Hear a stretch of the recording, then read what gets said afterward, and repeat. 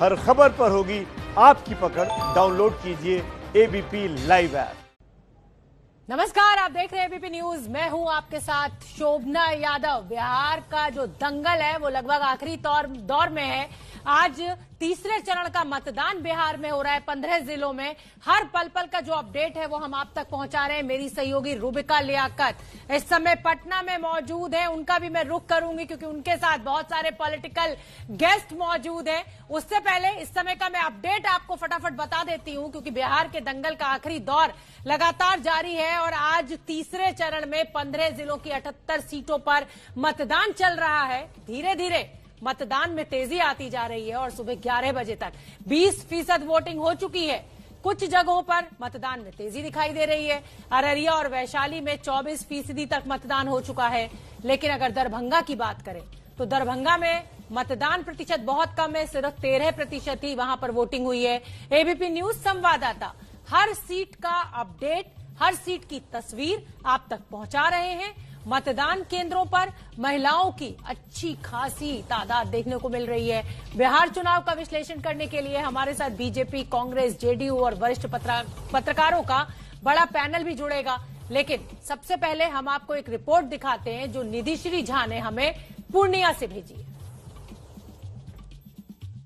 अब की बार बिहार की जनता किसे चुनेगी सरकार, सवाल यही है और इसी सवाल को लेकर तमाम मतदाता आज तीसरे चरण को लेकर सुबह 7 बजे से वोटिंग कर रहे हैं। मैं पूर्णिया जिले के इस वक्त रुपौली विधानसभा क्षेत्र में मौजूद हूं और आपको बता दें कि ये जो कतार देख रहे हैं आप मतदाताओं की, ये सभी देखिए हाथ में ग्लव्स पहने हुए हैं क्योंकि इस बार कोरोना काल में ऐतिहासिक चुनाव है और ये सभी ऐतिहासिक चुनाव के गवाह है, हम भी और आप भी।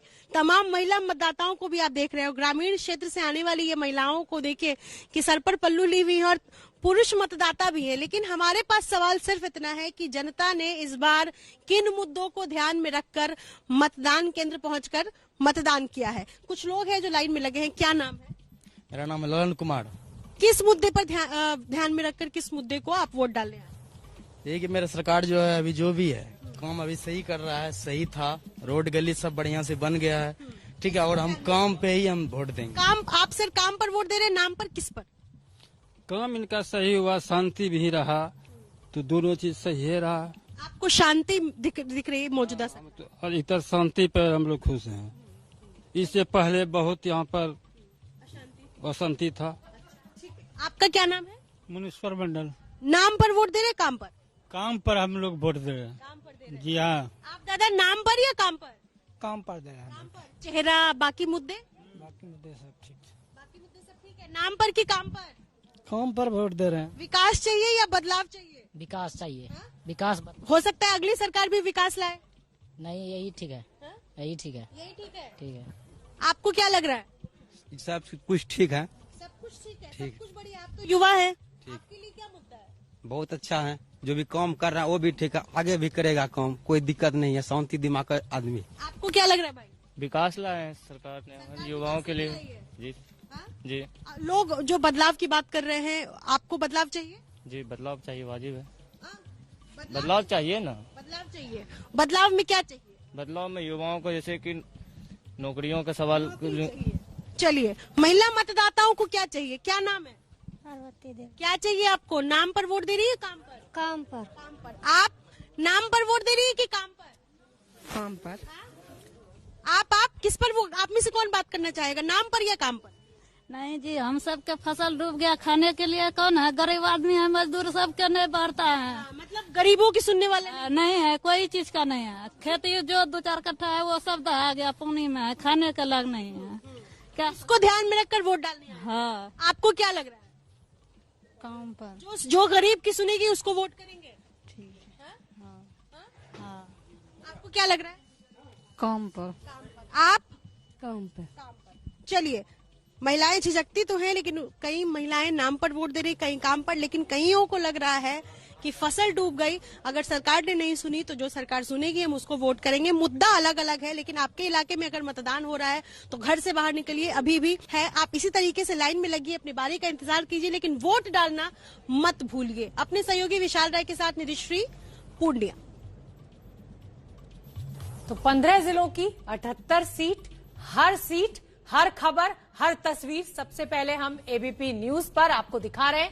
और अब मैं रुक कर लेती हूं मेरी सहयोगी रूबिका लियाकत का, जो कि पटना विधानसभा के बाहर मौजूद है। रूबिका, अब दावों और वादों का समय खत्म हुआ, अब तो नतीजों का समय शुरू हो जाएगा बस शाम 5 बजे से।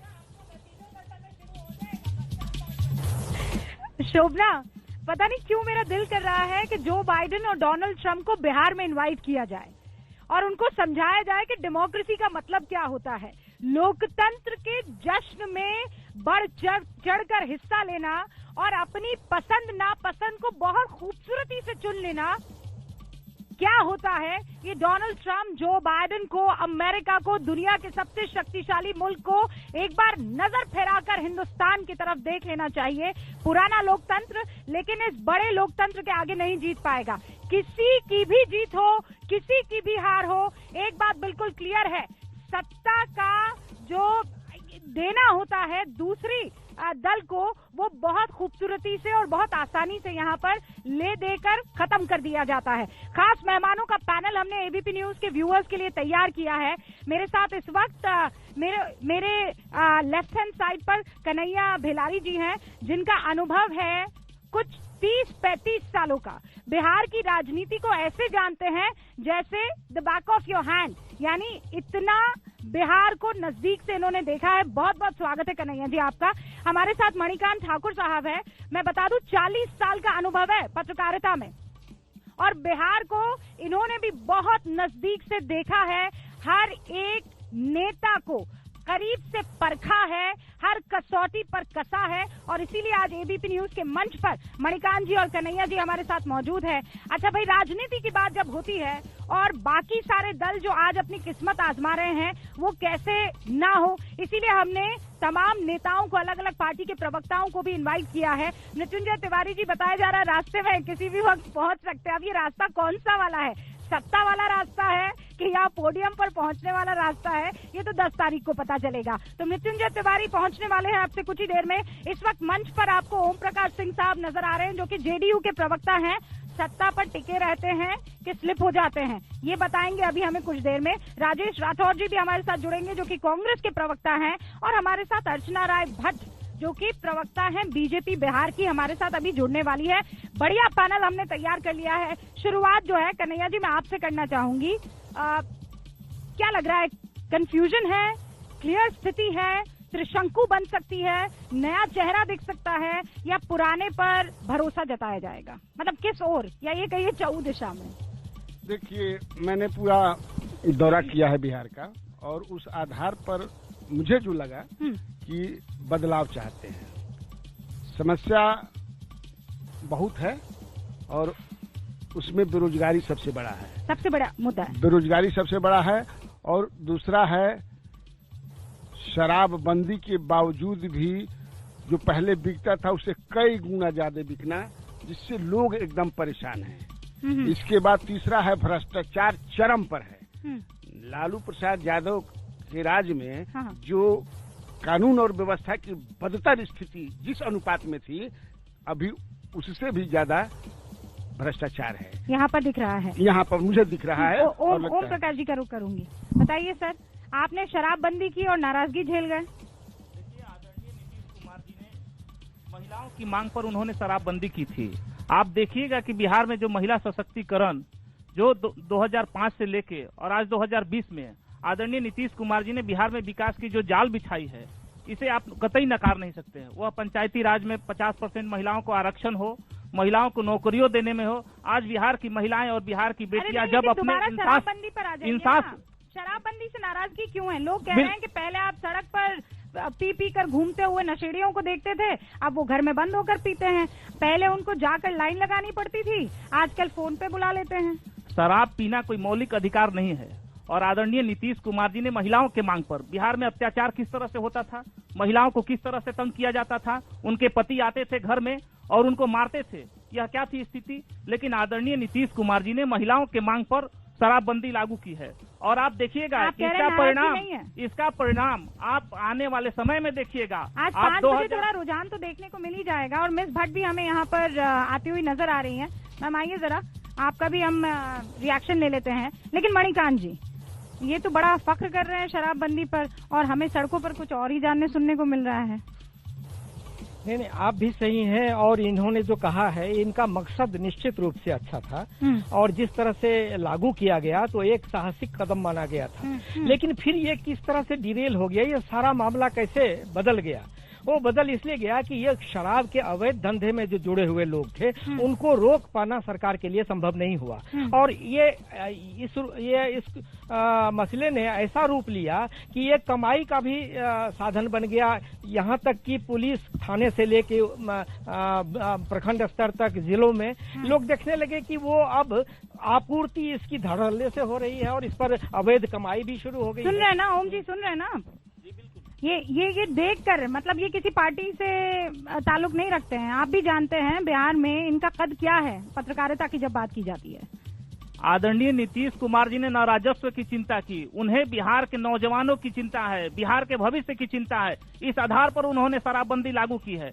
क्या आप बताइए कि बिहार के नौजवानों को शराब के गर्त में ले जाना चाहते हैं लोग, या आदरणीय नीतीश कुमार जी ने जो बिहार में शराबबंदी लागू की उसको ले जाना चाहते हैं? यह बिहार की जनता को तय करना है, और आदरणीय नीतीश कुमार जी ने बिहार की आवाम की मांग पर उन्होंने शराबबंदी लागू की। आप अपने नेता का कसम खा करके कहिए कि दारू बिकता है कि नहीं बिकता है? अभी परेशान है कि लोग नहीं परेशान है? बताइए। पहले से ज्यादा बिकता है कि नहीं? अगर शराब कहीं भी है तो उस पर कार्रवाई हुई है। अगर कोई अपराध, अगर किसी भी तरह के लोग अगर शराब में अगर संलिप्त रहे तो ऐसे लोगों पर बिहार सरकार ने कार्रवाई करने का काम किया है। बहुत से भी तो लोग हैं जिनके घर पर खाली बोतलें पाई गई और उनको बंद कर दिया गया था।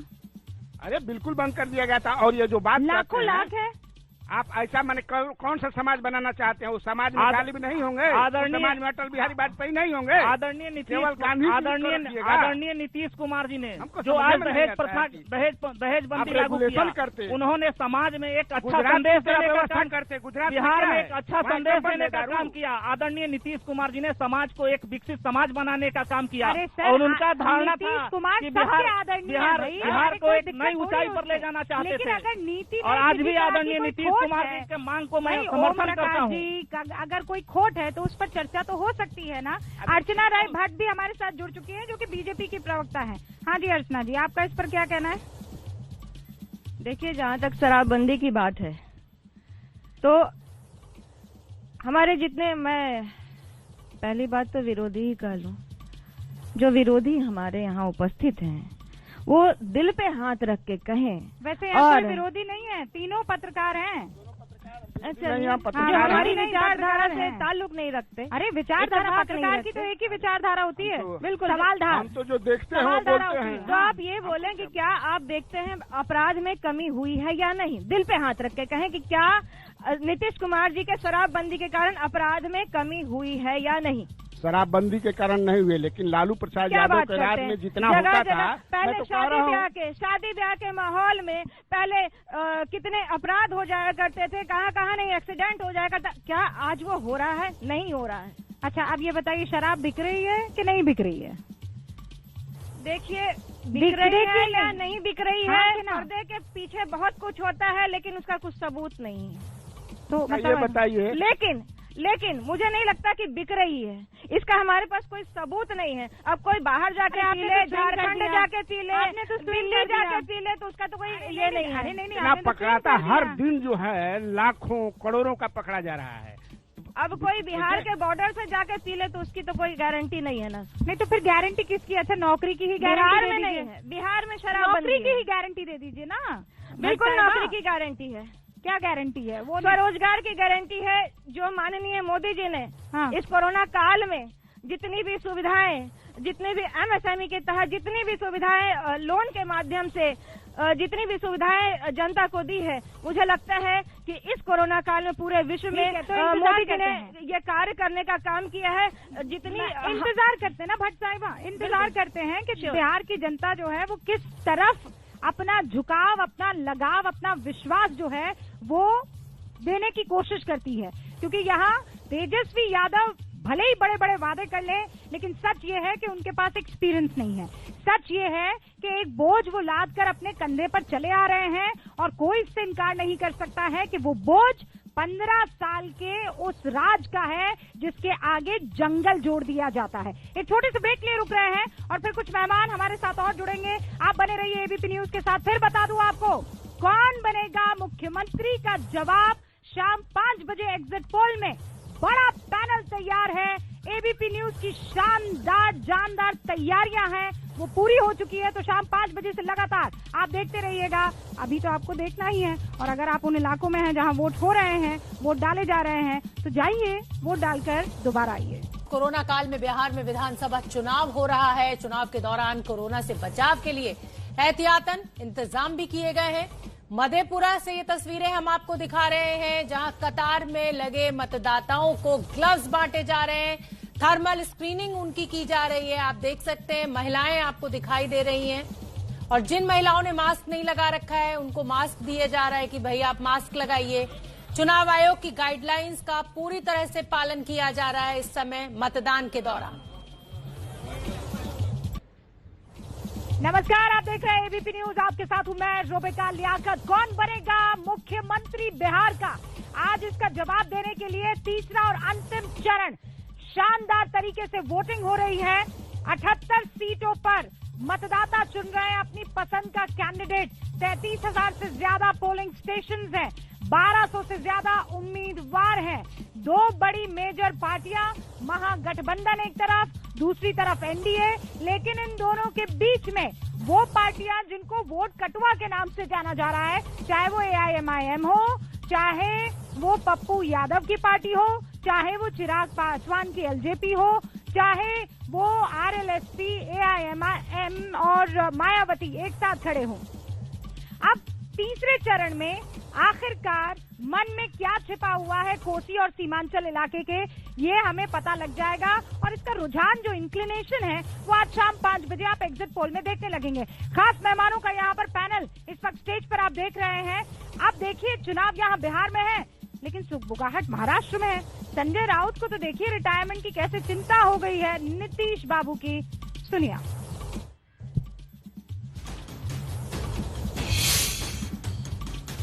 तेजस्वी यादव से ही उम्मीद है। जिस तरह का माहौल मैं बिहार में देख रहा हूं, 20 साल में इस प्रकार का एक तूफान, खास करके युवाओं में एक बदलाव की उम्मीद, परिवर्तन की आस मैं देख रहा हूं। और बार बार कैंपेन में जंगल राज, जंगल राज, जंगल राज, ऐसे बहुत से देश में ऐसे विभाग है, वहां जंगल राज चल रहा है। अगर कोई नेता कहता है कि ये मेरा आखिरी चुनाव है, तो उनको सम्मान के साथ विदाई देनी चाहिए। मुझे लगता है बिहार की जनता इस विदाई का मौके का इंतजार कर रही थी। ये चुनाव में उनको जनता रिटायर कर दी। देखिए, महाराष्ट्र में जिस तरीके का गठबंधन बना ना चुनावों के बाद, क्या वैसा कोई गठबंधन बिहार में बन सकता है? मतलब किसी ने सपने में ना सोचा हो ऐसी कोई जुगलबंदी हो सकती है? ये भी एक चर्चा का विषय है। पहले आपको मेहमानों से मैं उनका परिचय आपसे करवा देती हूँ। सबसे पहले मृत्युंजय तिवारी जी हमारे साथ जुड़ चुके हैं, आरजेडी के प्रवक्ता हैं। हमारे साथ इस वक्त ओम प्रकाश जी आपको स्क्रीन पर दिखाई दे रहे हैं, जो कि जेडीयू के प्रवक्ता हैं। फिर उसके बाद मणिकांत ठाकुर साहब दिखाई दे रहे हैं, 40 साल का अनुभव है पत्रकारिता में, पत्रकार वरिष्ठ हमारे साथ जुड़े हुए हैं। फिर आप मेरे लेफ्ट हैंड साइड पर देखिए, इस वक्त आपको कन्हैया बेलारी जी नजर आ रहे हैं, 30 से 40 साल का अनुभव इनका भी। हमारे साथ अर्चना राय भाटिया भट्ट जो हैं वो जुड़ गई है, जो कि प्रवक्ता हैं बिहार बीजेपी की, और राजेश राठौर जी जो कि कांग्रेस के प्रवक्ता हैं। शुरुआत आपसे कर रही हूँ मृत्युंजय जी, क्या खबर मिल रही है? देखिए, खबर तो साफ दिख रहा है। जो असर है तेजस्वी यादव जी के समर्थन में, जिस तरह से वोट का सुनामी आया हुआ है, उसका असर तो दिख रहा है। 2 चरणों के बाद ही यह स्पष्ट हो गया था कि बिहार में महागठबंधन की सरकार तेजस्वी यादव के नेतृत्व में बनेगी। और इस तीसरे चरण में जो भी हमें सरप्लस सीट मिलने जा रही है, 2/3 बहुमत के साथ तेजस्वी यादव जी यहाँ नया बिहार बनाने के लिए, विकसित बिहार बनाने के लिए 10 नवंबर को अर्चना जी मुख्यमंत्री का ताज पहनेंगे। मुख्यमंत्री का ताज पहना दिया इन्होंने, तो वोटिंग अभी खत्म नहीं हुई है। 10 तारीख का इंतजार कर लें। क्यों दिन में सपना देख रहे हैं, क्यों दिन में सपना देख रहे हैं सर?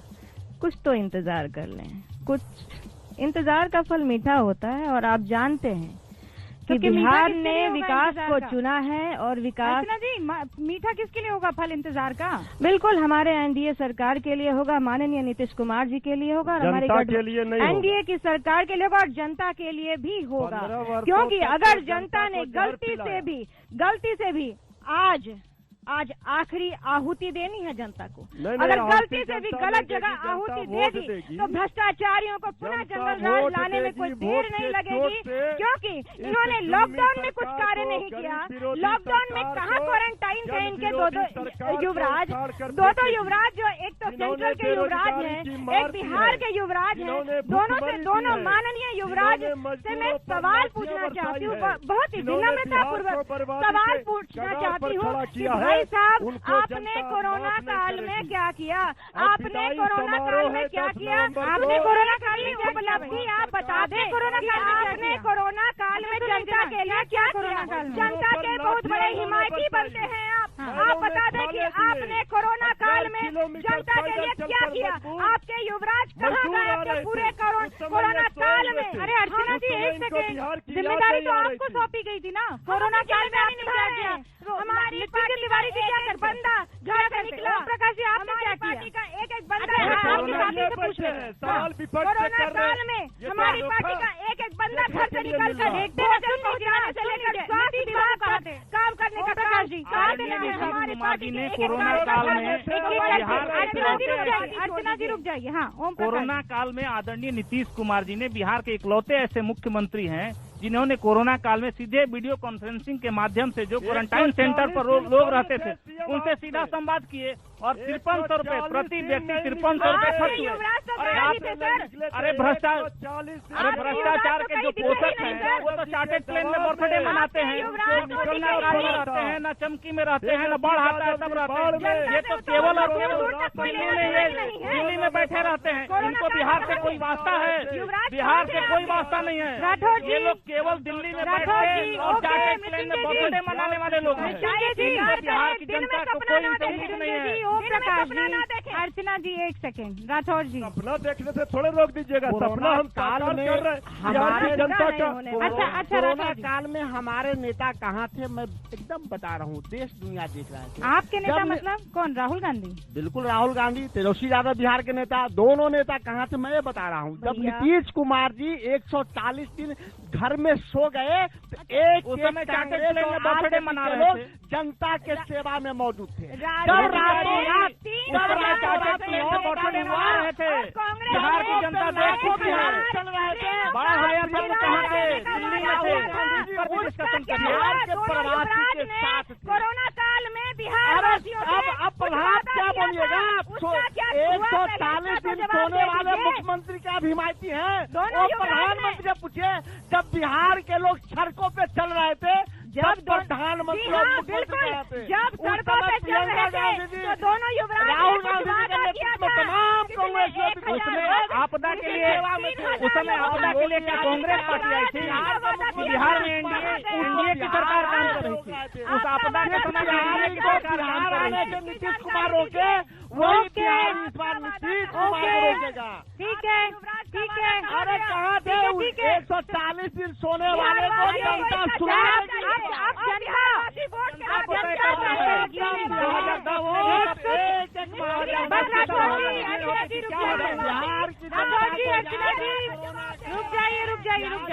रुक जाइए भाई, रुक जाइए। अब जनता प्लेन में केक काटने वाले को पसंद करती है कि जनता 140 दिन प्रधानमंत्री, माफ कीजिएगा, मुख्यमंत्री आवास में बंद रहने वाले को पसंद करती है? क्योंकि इन दोनों में ही है कांटे की टक्कर। कन्हैया जी, कोई और तो है ही नहीं।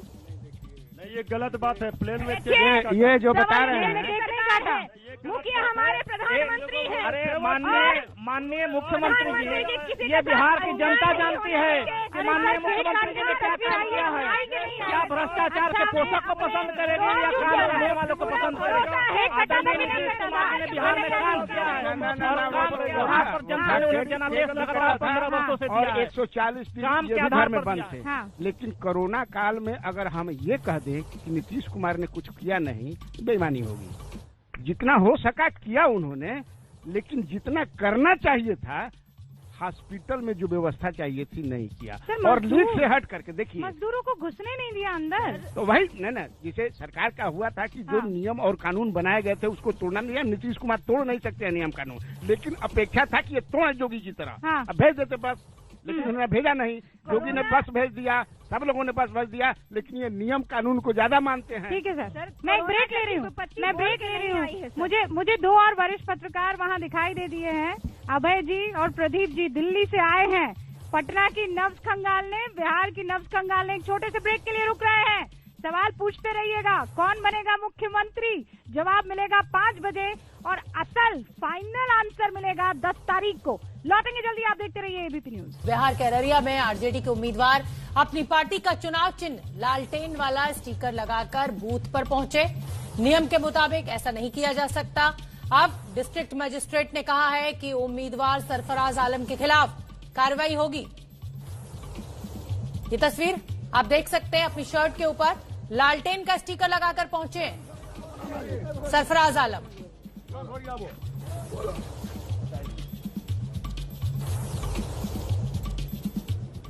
बिहार के दरभंगा के सिरनिया गांव में लोग जान जोखिम में डालकर मतदान करने पहुंच रहे हैं। वोटिंग के लिए लोग नदी पर बने अस्थायी पुल के जरिए पोलिंग बूथ तक पहुंच रहे हैं।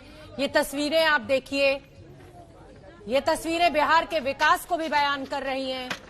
बड़े बड़े दावे, बड़े बड़े वादे सभी नेताओं के द्वारा किए जाते हैं चुनाव से पहले, लेकिन लोगों को आप देख सकते हैं कैसे अपनी जान जोखिम में डालकर मतदान करने पहुंच रहे हैं। और 15 जिलों की 78 सीटों पर मतदान लगातार जारी है और हर तस्वीर सबसे पहले हम आपको दिखा रहे हैं एबीपी न्यूज।